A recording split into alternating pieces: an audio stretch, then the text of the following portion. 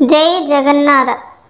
మనం త్రికరణ శుద్ధిగా భగవంతుడిని మనసులో నిలుపుకొని స్వామికి రోజు ఇంత వంటకాన్ని నివేదన చేస్తే స్వామి స్వీకరిస్తాడు. అంతకంటే ముందుగా అయితే మన ఛానల్ని ఎవరైనా మొదటిసారి చూస్తున్నట్లయితే ప్లీజ్ లైక్ చేయండి, షేర్ చేయండి, సబ్స్క్రైబ్ చేయండి.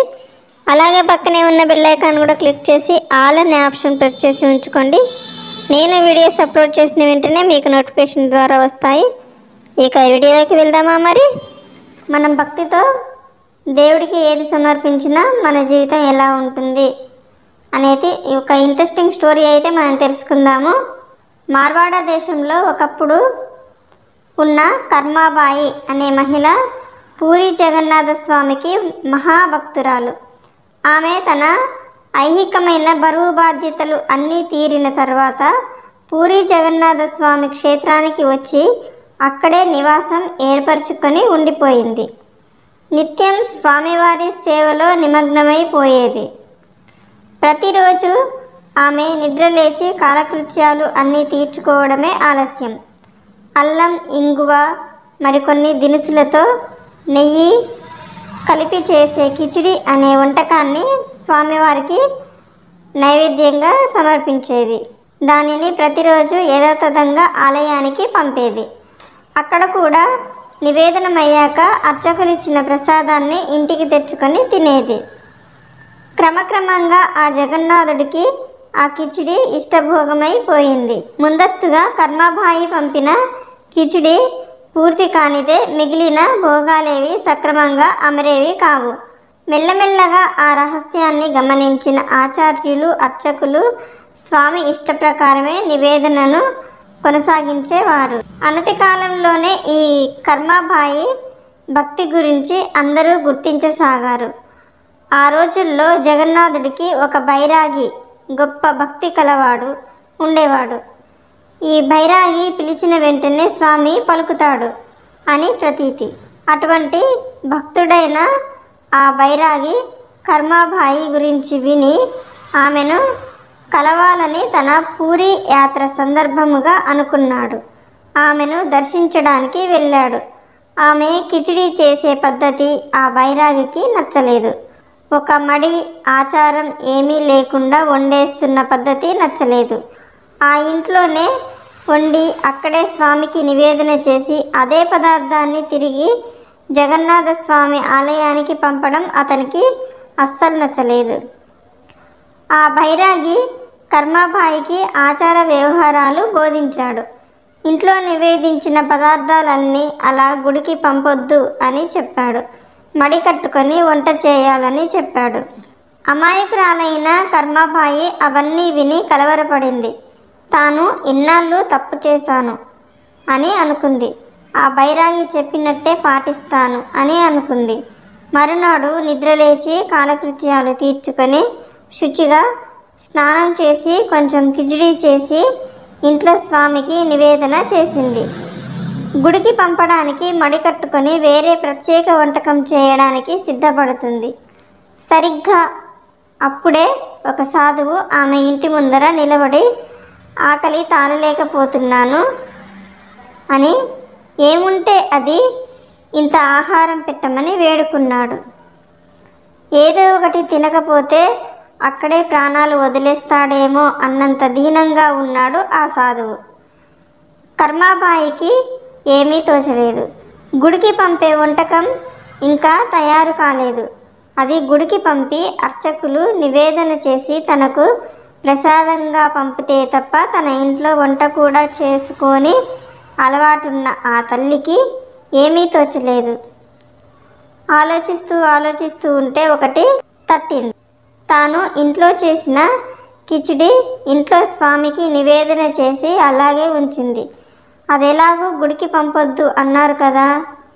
తాను గుడికి నివేదన పంపి అర్చకులు నివేదన చేసిన తర్వాత ప్రసాదం తప్ప ఏమీ ఇప్పుడు తినను కనుక ఆ కిచిడిని ఆ సాధువుకి పెట్టేస్తే అని అనుకుంది. అలా చేస్తే అతని ఆకలి తీరుతుంది, ఆ ప్రాణాలు నిలబడతాయి అని అనుకుంది. ఆ సాధువుకి ఇంట్లో స్వామికి నివేదన చేసిన కిచిడి వడ్డించింది. అతనెంతో ఆత్రంగా ఆప్యాయంగా ఆ కిచిడి తిని ఆమెకు కృతజ్ఞతలు చెప్పి ఆశీర్వదించి వెళ్ళిపోయాడు. ఆ తరువాత మడి కట్టుకొని గబగబా జగన్నాథస్వామి ఆలయంలో ఇవ్వాల్సిన వంటను చేసి తానే తీసుకొని ఆలయానికి వెళ్ళింది. అర్చకులు నిన్న తనకు ఆచార వ్యవహారాలు చెప్పిన బైరాగి తన గురించే ఎదురు చూస్తున్నారు. ఇంత ఆలస్యం ఏంటమ్మా అని కించిత్ విసుక్కొని ఆ వంటను తీసుకొని స్వామికి అడ్డంగా ఉన్న తెర ముందర పెట్టి తెర తొలగించారు. ఆ తర్వాత అందరూ ఒక్కసారి చూసి ఉలిక్కిపడ్డారు. స్వామి నోటి నిండా కిచిడి అంటుకొని ఉంది. మూతి సరిగ్గా కడుక్కొని చిన్న పిల్లాడి మొహం ఎంత అందంగా ఉంటుందో స్వామి ముఖం అంత అందంగా ఉంది. ఆ మహిమకు అందరూ ఆశ్చర్యపోయినా ఆ స్వామి నోటికి ఆహార పదార్థం అలా అంటుకుని ఉండడం అరిష్టం అని భావించారు అర్చకులు. ఆ బైరాగిని అడిగారు, స్వామి నీవు అడిగితే స్వామి పలుకుతాడు కదా, అసలు ఏమైందో కనుక్కోండి అని అడిగారు. సరే అని ఆ బైరాగి స్వామిని అడిగారు. అప్పుడు స్వామి వైపు నుండి అదృశ్యవాణి వినిపించసాగింది. బైరాగి, నీకు ఒక్కడికే కాదు, ఇక్కడ ఉన్న వారందరికీ చెప్తున్నాను, శ్రద్ధగా వినండి. కేవలం భక్తి శ్రద్ధలతో పరిశుద్ధంతరంగమైన కర్మాబాయి ప్రేమగా పంపే కిచిడి భోగం అంటే నాకు చాలా ఇష్టమని మీ అందరికీ తెలుసు.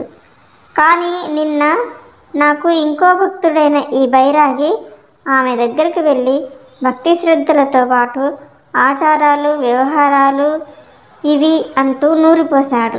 అంతటితో ఆమె ఇంతవరకు తాను పాటించినవన్నీ అపచారాలు అని అభిప్రాయపడ్డది. భయపడింది, దుఃఖించింది. తన ఇంట్లో ఉన్న నా మూర్తికి ఎప్పటిలాగే నివేదన చేసి ఆలయ నిమిత్తం మడికట్టుకొని మరోసారి వంటకు ఉపక్రమించింది. దానివల్ల నిత్యం నాకు జరిగే భోగానికి 5 గడియలు ఆలస్యం అయింది. నేను ఆలస్యంతో ఆకలికి తాళలేకపోయాను. ఆమె పంపలేదు కనుక మీరు నివేదన జరపలేదు, నాకు భోగం అందలేదు.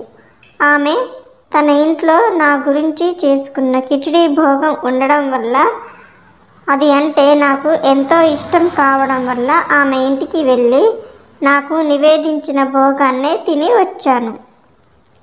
మళ్ళీ అక్కడ ఆమె తెచ్చే వంటకం నివేదన ఉన్నందువల్ల తొందరలో నా నోరు కడుక్కోవడం మర్చిపోయాను. ఇక మీ ఆచారాల ప్రకారం భోగ నివేదన కానివ్వండి అని వినిపించింది. ఆ విధంగా వినిపించిన స్వామివారి అదృశ్యవాణి విని అందరూ ఆశ్చర్యపోయారు. అర్చకులు స్వామి ఆదేశాల ప్రకారం మంత్రపూర్వకంగా భోగ నివేదన జరిపించారు. కర్మాబాయి మాత్రం స్వామివారు తనపై చూపిన కరుణకు ఆనందంతో సుడులు తిరిగిపోయింది. అంతటి పరిశుద్ధాత్మురాలికి ఆచార వ్యవహారాలు నేర్పబోయిన తన అవివేకానికి ఆ బైరాగి సిగ్గుపడిపోయాడు. అయితే తాను పాటిస్తున్న ఆచారాలన్నీ వృధానా అని అనుకున్నాడు ఆ బైరాగి.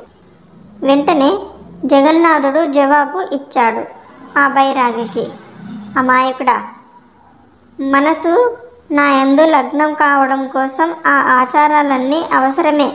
కానీ ఎవరి మనసు సర్వం జగన్నాథం అని నాకే అర్పితమైందో వాళ్లకు ఆచార వ్యవహారాలతో నిమిత్తం లేదు.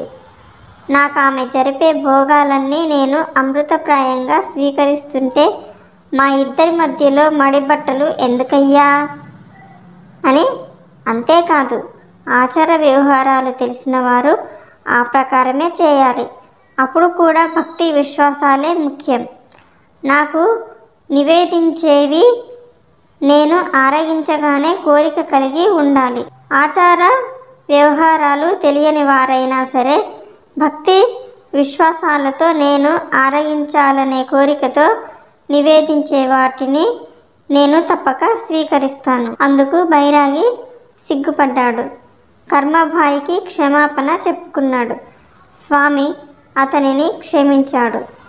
భగవంతుని ఆజ్ఞ ప్రకారం కర్మపాయి జీవితాంతం స్వామి నివేదనకు భోగం పంపించేది.